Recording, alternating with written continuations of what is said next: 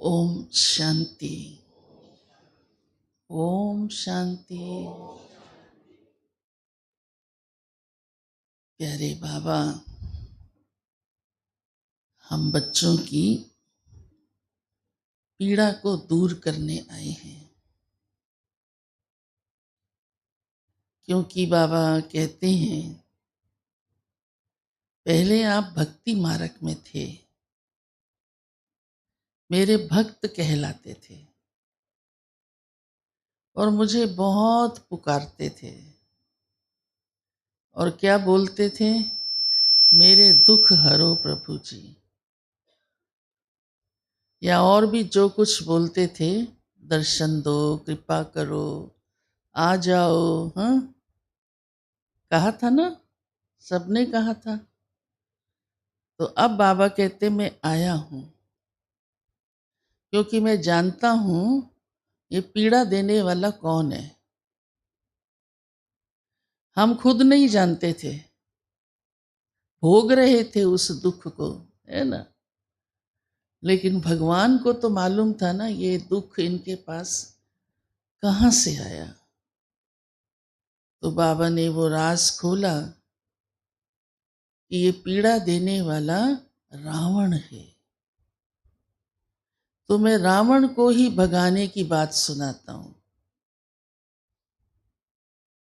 कि उसका ही सफाया कर दो। और मैंने वही ही आप बच्चों को युक्ति सिखलाई, और इसीलिए फिर मेरा गायन भक्ति में क्या बन गया, भगवान भक्तों का रक्षक है। क्योंकि दुख देने वाले को अगर हाँ दूर कर दिया जाए, हटा दिया जाए, तो रक्षक कहलाता है ना।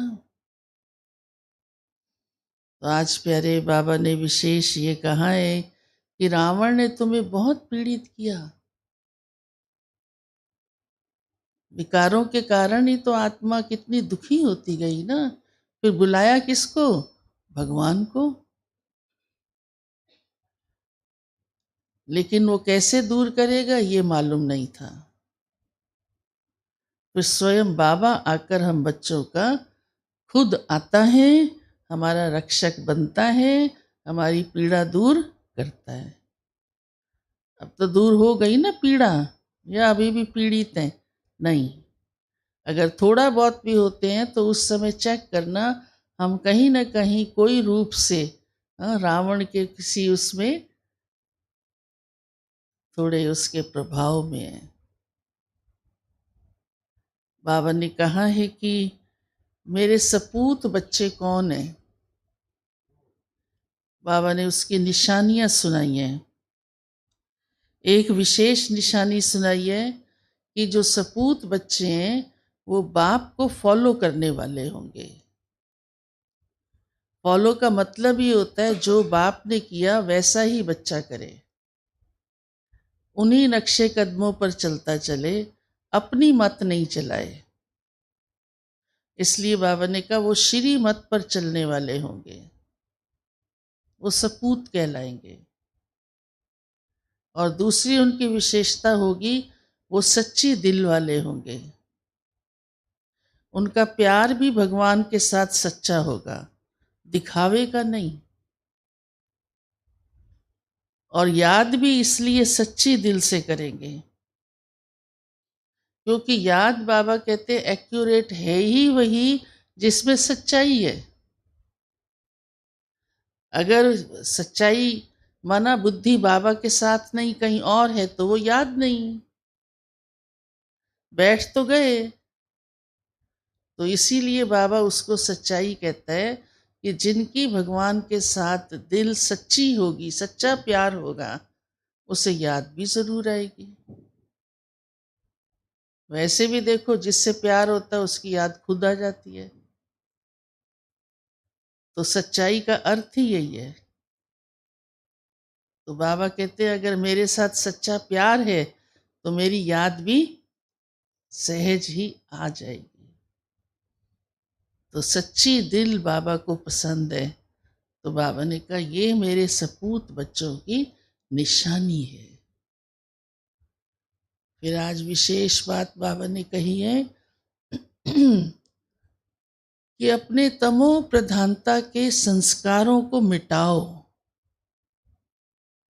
जन्म जन्म कर्म करते करते वो संस्कार बन गए हैं। दिखाई देते हैं ना, औरों के भी देते हैं, अपने भी देते हैं, लेकिन हमें अपने देखने, औरों के नहीं। हर एक को खुद अपने संस्कार मिटाने पड़ेंगे ना।